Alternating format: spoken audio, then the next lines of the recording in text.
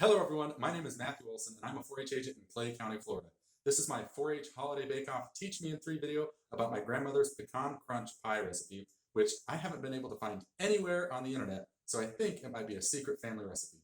So to get started with this recipe, we're going to need a few ingredients. We're going to need vanilla extract, graham crackers, baking powder, pecans, eggs, sugar, cooking spray, and then we'll also need a few kitchen tools to help with our recipe.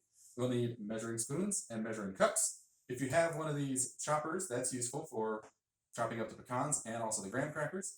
We'll need a measuring cup, a mixer, and then also a 10-inch pie pan. It doesn't have to be glass, so if you have a metal one, that's fine as well. Okay, so the first thing we want to do is take our eggs, crack them, put them into the mixer along with the baking powder so that we can beat them.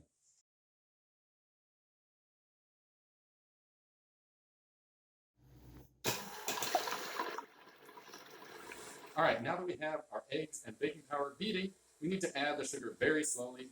And once we have it all added, we're going to beat it until the mixture is stiff.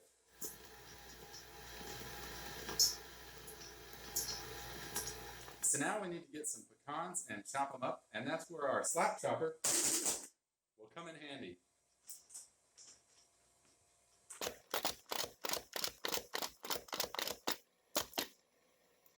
All right, now the secret in this recipe comes with the graham crackers. And we need to take 11 whole pieces of graham cracker and get them all crushed up. Again, our chopper will come in handy for that.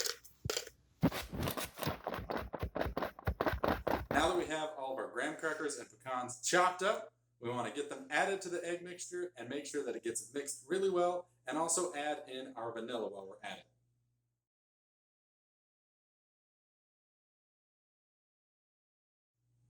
Now that we have our pie dish all buttered up,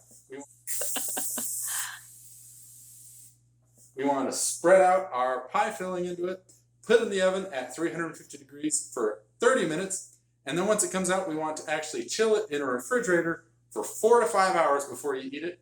And one tip is when you eat it, it's really good with some whipping cream. Here is my final pecan crunch pie. Now, to serve this, you'll simply cut it just like a regular pie and dish it onto a plate, and then you can serve it with some whipping cream or a nice scoop of ice cream, whatever you prefer. So let's take a look at what it looks like here.